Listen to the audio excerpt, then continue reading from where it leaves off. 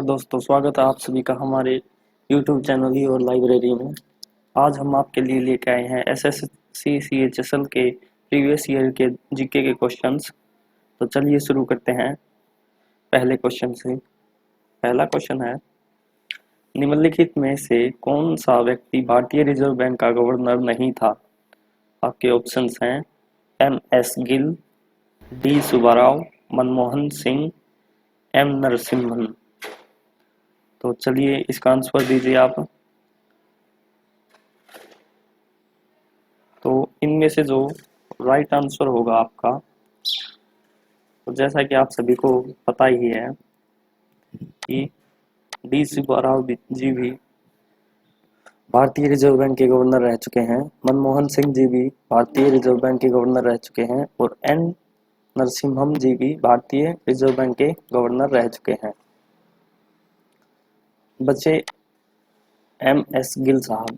तो ये जो है यह कांग्रेस से एक पॉलिटिशियन है, पंजाब से, MS गिल। ये हैं MS गिल। ये D सुब्बाराव जी हैं। MS गिल साहब पंजाब से कांग्रेस के पॉलिटिशियन है, ये मैंने बता ही दिया है। जो D सुब्बाराव जी हैं, इनका पूरा नाम है दुवीरी सुब्बाराव। इनका जन्म 11 अगस्त 1949 में हुआ था और यह भारतीय रिजर्व बैंक के 22वें गवर्नर थे। 2008 से 2013 तक ये भारतीय रिजर्व बैंक के गवर्नर रहे थे। तो चलिए, ये है मनमोहन सिंह जी। इनको तो आप सभी जानते ही हैं। डॉक्टर मनमोहन सिंह जी भारतीय रिजर्व बैंक के 15वें गवर्नर थे और 15 सितंबर 1982 से 15 जनवरी 1985 तक भारतीय रिजर्व बैंक के गवर्नर रहे थे।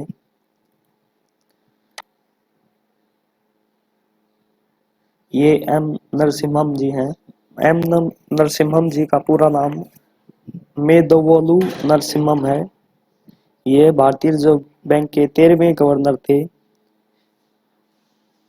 ये 2 मई 1977 से लेकर 3 नवंबर 1977 तक भारतीय रिजर्व बैंक के गवर्नर रहे थे। तो चलिए, हमने इन सभी के बारे में जान लिया है। आगे चलते हैं। नेक्स्ट क्वेश्चन है, 2018 BWF वर्ल्ड टूर फाइनल में पुरुषों के एकल को किसके द्वारा जीता गया था? तो आपको बताना है कि 2018 जो BWF वर्ल्ड टूर फाइनल में पुरुषों के एकल को किसके द्वारा जीता गया? आपके ऑप्शन हैं C यूकी, समीर वर्मा, सोनवान हो, किंतु मोमोतो। तो चलिए शुरू करते हैं। इसका जो राइट आंसर होगा वो होगा C यूकी। C यूकी। C यूकी चाइना के प्लेयर हैं। उनका जन्म 28 फरवरी 1996 को हुआ था। ये है C यूकी। चलिए नेक्स्ट क्वेश्चन की तरफ चलते हैं। निम्नलिखित में से कौन सा एक प्राकृतिक ग्रीन हाउस गैस नहीं है? तो आपको बताना है कि इनमें से कौन सा एक प्राकृतिक ग्रीन हाउस गैस नहीं है। आपके ऑप्शंस हैं जलवाष्प, मीथेन, कार्बन डाइऑक्साइड, नाइट्रोजन। तो इसका जो राइट आंसर होगा वो होगा नाइट्रोजन, क्योंकि जो जलवाष्प है वह भी एक ग्रीन हाउस गैस है, मीथेन भी और कार्बन डाइऑक्साइड भी। इसके अलावा जो ग्रीन हाउस गैसेज हैं वो एक बार सारी मैं आपको बता देता हूँ। Water vapours, carbon dioxide, methane, nitrous oxide, ozone, chlorofluorocarbon, hydrofluorocarbon, ये सभी ग्रीन हाउस गैसेज हैं। तो चलिए नेक्स्ट स्लाइड की तरफ चलते हैं। अगला क्वेश्चन है, जून 2019 में जल संसाधन, नदी विकास और गंगा पुनरुद्धार और पेयजल तथा स्वच्छता मंत्रालय को मिलाकर कौन सा मंत्रालय बनाया गया था? आपके ऑप्शन हैं जल निधि, जल निधि, जल जीवन, जल संग्रह और जल शक्ति। तो इसका जो राइट आंसर होगा वो होगा जल शक्ति।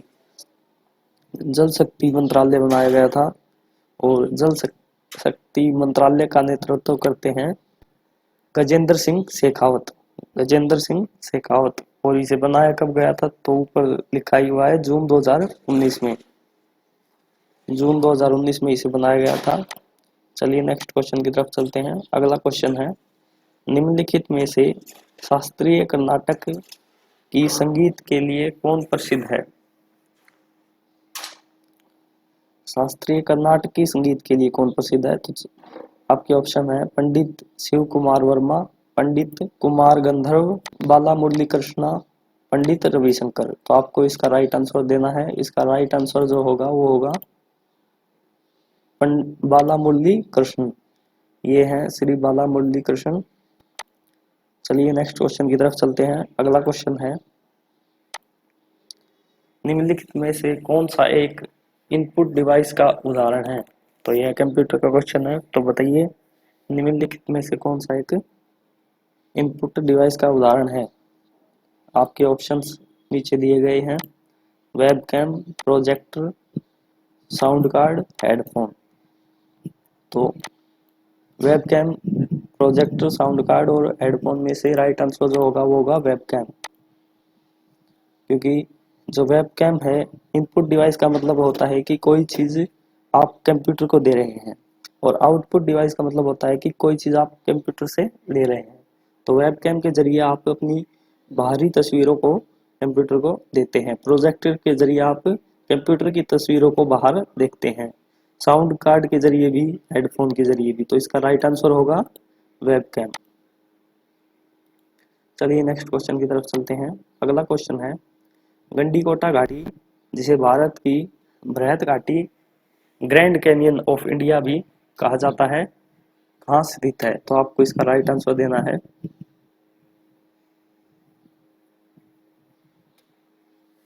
इसका आपके ऑप्शंस हैं आंध्र प्रदेश, केरल, पश्चिम बंगाल, कर्नाटक।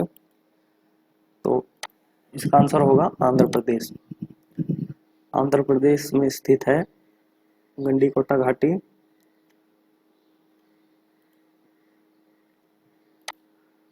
गंडीकोटा घाटी आप इसकी तस्वीरें देख सकते हैं। और ये जो आपको नदी दिख रही है ये है पेन्नूर रिवर, पेन्नूर नदी।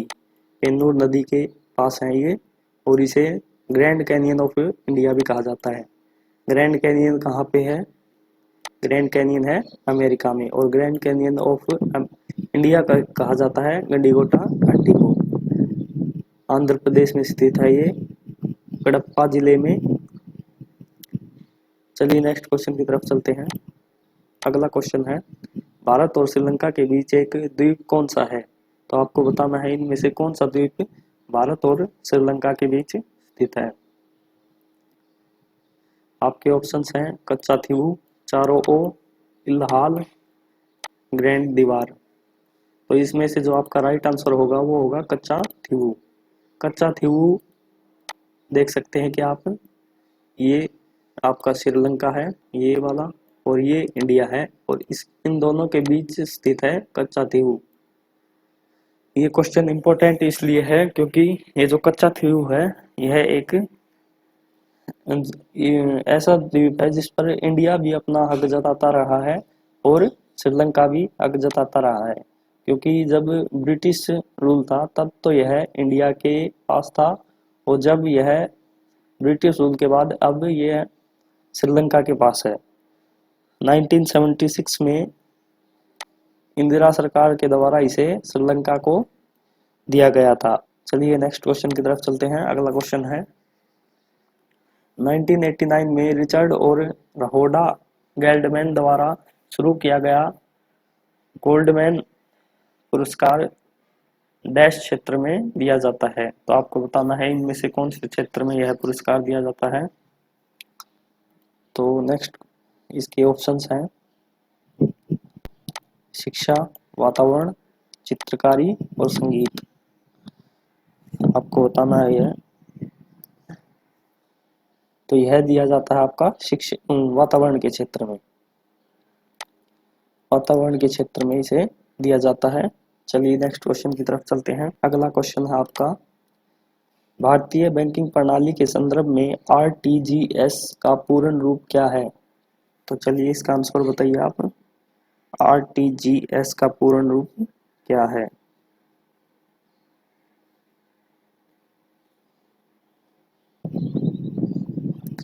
आरटीजीएस का पूर्ण रूप आपके ऑप्शन है real time game settlement, next है real time game settlement, next option है रियल टाइम ग्रोथ सेटलमेंट, और नेक्स्ट ऑप्शन है रैंडम टाइम ग्रोथ सेटलमेंट। तो इसमें जो आपका राइट आंसर होगा वो होगा third, real time growth settlement. Next question की तरफ चलते हैं। भगत सिंह, सुखदेव और राजगुरु को कब फांसी दी गई थी? चलिए काफी सिंपल क्वेश्चन है। ऑप्शन आप देख लीजिए इसके। 23 मार्च 1931, 23 मार्च 1932, 28 जनवरी 1933, 23 फरवरी 1930। तो इसका जो राइट आंसर होगा वो आपको पता ही है, 23 मार्च 1931। हालांकि सजा जो मुकर्रर हुई थी वो 24 मार्च को देनी हुई थी, लेकिन आपको पता ही है कि एक दिन पहले ही फांसी दे दी गई थी अंग्रेजों द्वारा 23 मार्च 1931 को। चलिए नेक्स्ट क्वेश्चन की तरफ चलते हैं। अगला क्वेश्चन है, निम्नलिखित में से कौन सा भारतीय पोत 8वीं इंडो म्यांमार समुद्री गश्त में भाग लेने वाला है? तो आपको बताना है कि जो 8वां इंडो म्यांमार समुद्री गश्त हुआ था उसमें इनमें से कौन से पोत ने भाग लिया था? आपके ऑप्शंस हैं स्क्रीन पर। INS Sukanya, INS Vikranta, INS Sarayu, INS Car Nicobar. तो इसमें से जो आपका राइट आंसर होगा वो होगा सरयू, आईएनएस सरयू, आईएनएस सरयू इसका राइट आंसर होगा। चलिए नेक्स्ट क्वेश्चन की तरफ चलते हैं। अगला क्वेश्चन है, हेलेनिस्टिक शब्द निम्नलिखित में से किस देश से संबंधित है? तो आपको बताना है कि जो हेलेनिस्टिक शब्द है वो किस देश से संबंधित है। हेलेनिस्टिक शब्द किस देश से संबंधित है आपको यह बताना है। तो जो हेलेनिस्टिक शब्द है आपके ऑप्शन है ग्रीस, चीन, पेरू, भारत। तो यह ग्रीस से संबंधित वर्ड है। और हेलेनिस्टिक एक टाइम पीरियड है, हेलेनिस्टिक पीरियड 323 बीसी से लेके 30 बीसी तक का जो टाइम पीरियड था अलेक्जेंडर द ग्रेट के बाद वाला, उसे कहते हैं हेलेनिस्टिक पीरियड। तो चलिए अब ग्रीस के बारे में थोड़ा जान लेते हैं, और यहाँ की जो करेंसी है वह है यूरो। चलिए नेक्स्ट क्वेश्चन की तरफ चलते हैं। अगला क्वेश्चन है, उत्तर प्रदेश में निम्नलिखित में से कौन सा राष्ट्रीय उद्यान स्थित है? तो आपके ऑप्शंस हैं हेमिस, दुधवा, वन विहार, दाचीगम। हेमिस, दुधवा, वन विहार और दाचीगम। तो आपका राइट आंसर इनमें से होगा दुधवा। दुधवा जो नेशनल पार्क है यूपी में स्थित है, उत्तर प्रदेश में। चलिए थोड़ा बहुत दुधवा नेशनल पार्क के बारे में भी जान लेते हैं।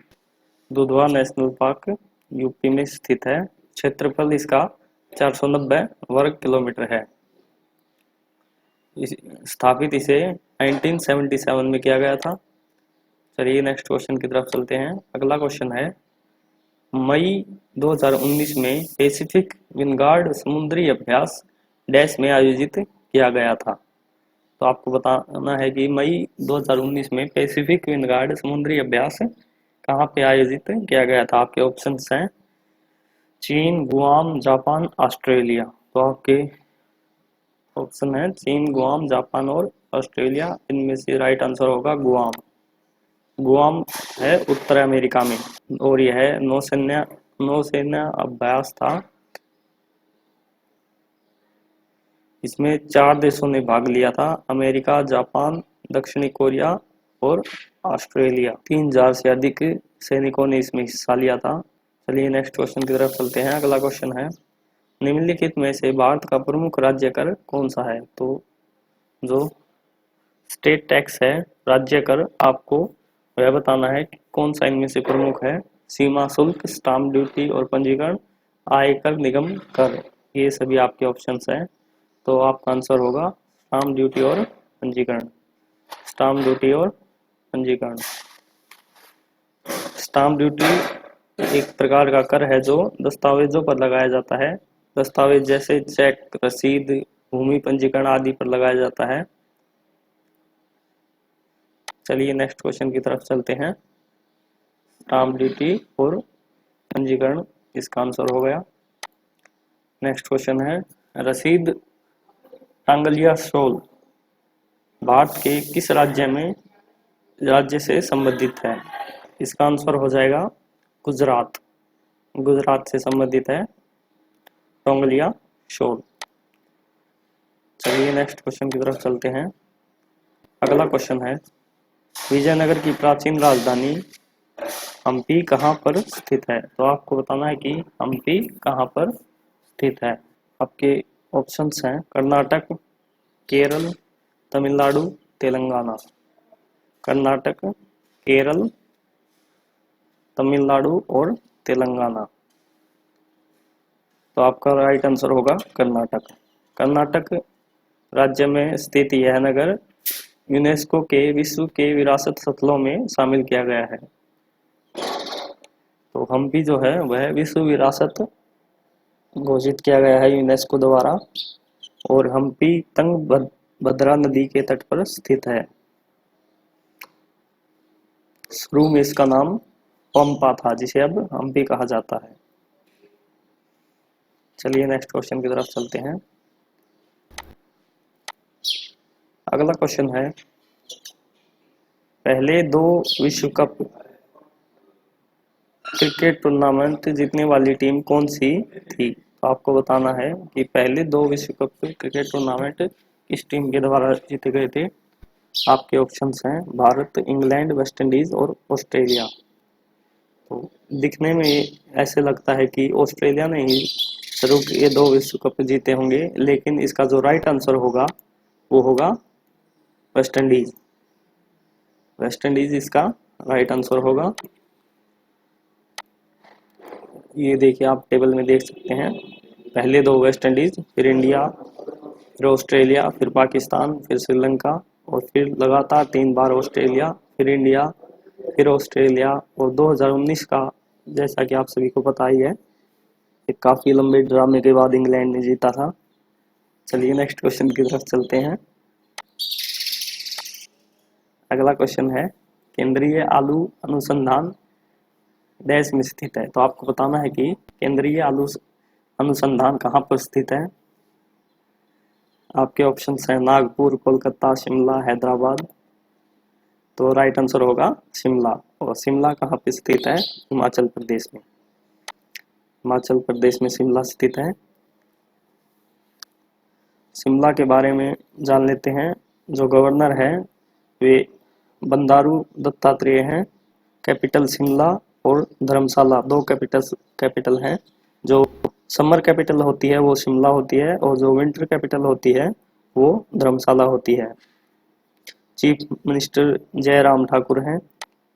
चलिए, तो ये थे आज के हमारे questions, SSC CHSL previous year के जीके के क्वेश्चंस।